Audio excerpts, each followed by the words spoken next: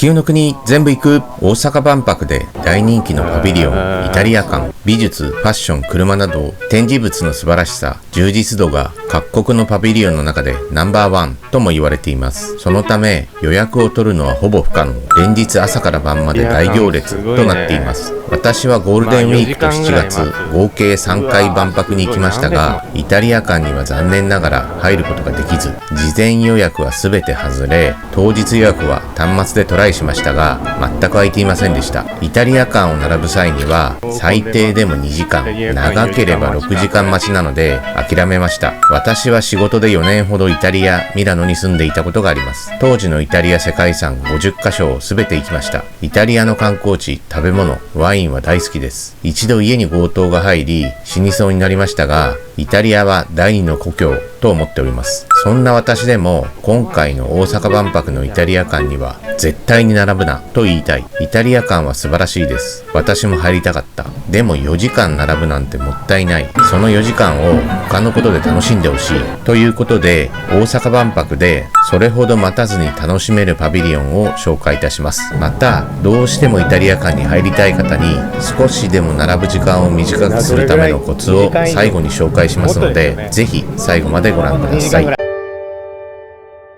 待たずにパビリオンを楽しむためには回転率が良いパビリオンを選んで並ぶことが重要です。例えばスペイン館は並んでいても回転率が良くてどんどん進んでいき5分程度で入ることができました。スペイン館はパビリオンの中に入ると常に歩いて先に進んでいくので滞留がなく回転率が良いのです。同様にオーストラリア館も中を歩いて進み映像をある程度見たら自由に先に進めるので回転率が良いです。一方イタリア館は回転率が悪くこの程度の列でも2時間以上待ちます。理由としてはイタリア館は中に入ってから座って映像を見ます。見終わるまで先に進めません。また映像を見る前の待ち時間もあります。さらに展示物が素晴らしいので多くの方が一つ一つをゆっくりと見るため時間がかかり回転が悪く待ち時間が長くなります。つまりスペイン館、オーストラリア館など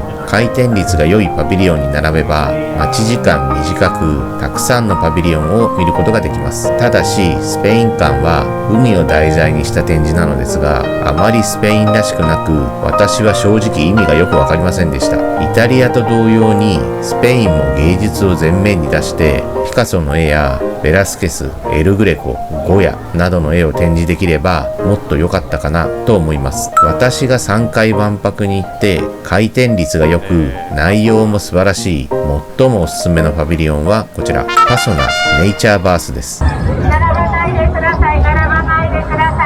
スタッフが並ばないでくださいと言っていますが突然並んで良いですよと変わり大勢が一斉に並び始めます。なので並ぶために入り口付近で待っていると良いです。この時は5分ほどでパソナ館に入ることができました。大阪万博全体で内容、充実度がナンバーワンとも言われているパソナ館、回転率が非常に良いのです。命ありがとうをコンセプトに掲げ手塚治虫のキャラクター鉄腕アトムとブラックジャックが登場し映像と展示を歩きながら見ていきます。中でも圧巻なのは鉄腕アトムを蘇らせるためにブラックジャックが iPS 心臓を移植してネオアトムを再生するところです。 iPS 心臓の展示は世界初。本物の iPS 心臓と iPS 心筋シートを間近で見ることができて感動しました。5cm ほどの iPS 心臓は2億個の細胞から作られていてよく見るとピクピクと拍動しています。必見です。 iPS 心筋シートは実際に心筋症患者に貼って経過は良好ということですでに現代医療にも生かされています。カテーテル手術を体験できたり未来の医療のあり方の展示など大阪大学や民間企業協力のもと様々な展示があり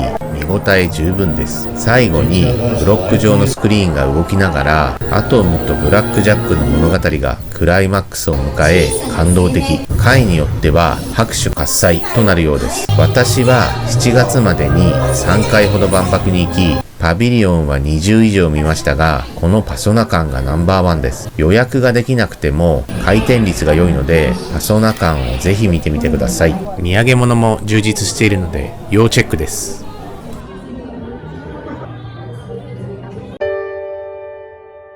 大阪万博は朝9時から夜10時までですが、パビリオンは夜9時まで。夕方以降帰る人たちが多くなるので、昼間行列だったパビリオンでも夜7時過ぎるとかなり空いてきます。なので昼間の行列には並ばず、昼は大屋根リングや各国のダンス、各種イベントなどを堪能して、夜空いてからパビリオン巡りをするのがおすすめです。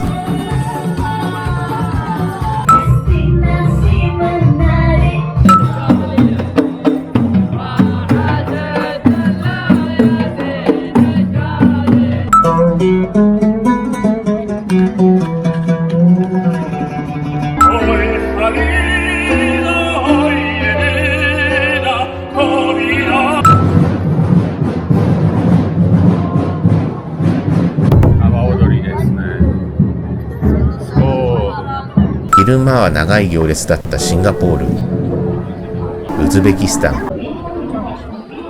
インドネシア、サウジアラビアなど夜7時以降は空いていて、ほぼ待ち時間なく入ることができます。大阪の次、5年後の2030年の万博はサウジアラビアのリヤドで開催されるので、サウジアラビア館はおすすめです。インドネシア館は陽気なスタッフたちが今なら並ばず入れるよダンスでもてなしてくれました。バングラディッシュ、セネガル、カンボジア、アルジェリア、チュニジアもすぐに入れました。ちなみにイタリア館は夜7時でもこの行列2時間待ちとのこと。イタリア館恐るべしですね。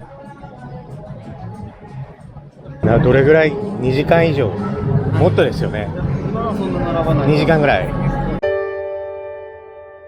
イタリア館は開場直後の朝9時か最終入場可能な夜7時ぐらいに並ぶと待ち時間が最短になります。現状朝9時入場の枠は毎日満員で、朝10時以降に入場する方がほとんどだと思います。よって朝9時にイタリア館に並ぶことすら困難なので、どうしてもイタリア館に入りたい方は夜7時頃に並ぶと良いでしょう。ただし最終入場の夜9時に合わせて混んでいる日は夜7時でも列に並ばせてもらえないこともありますのでご注意ください。結局早めに並ぶ必要があるので、やっぱりイタリア館に並ぶのは避けた方がいいかな。ちなみに今回の大阪万博2025の1日最大入場者数は約20万人に対して、前回1970年の大阪万博では最大84万人もの人が1日に訪れたそうです。84万人って都市の人口ぐらい多いですね。それと比べれば2025年の大阪万博はまだまだ空いている方なんですね。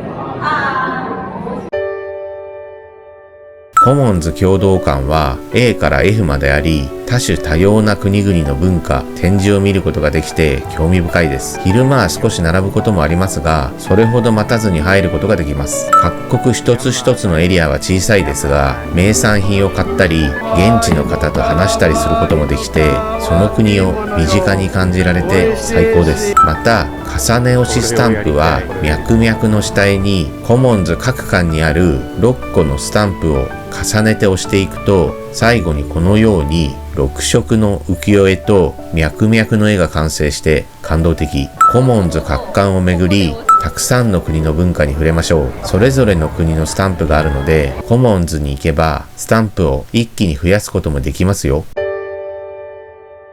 私は万博に来る前の事前予約に全て外れてしまい、一つも予約がありませんでした。入場後の当日予約サイトをスマホでチェックしても全て空きなしで予約は全く取れず、そうなるとあとは並ぶしかないのですが、万博内にこのように6カ所ほど当日登録端末機が設置してあり、スマホのネットよりも当日予約が取りやすくなっているようです。6カ所の中でも国際赤十字の隣隣にある当日登録センターには16台もの端末があります。他の5カ所には端末が1台しかありません。なので、ここ国際赤十字の隣にある当日登録センターに並んで端末から当日予約をするのがおすすめです。端末でも 100% 予約が取れるという保証はないのですが、スマホのネットからよりも空き状況が優先されるようです。端末でもイタリア間は空きなしでしたが、2分ほどで未来の都市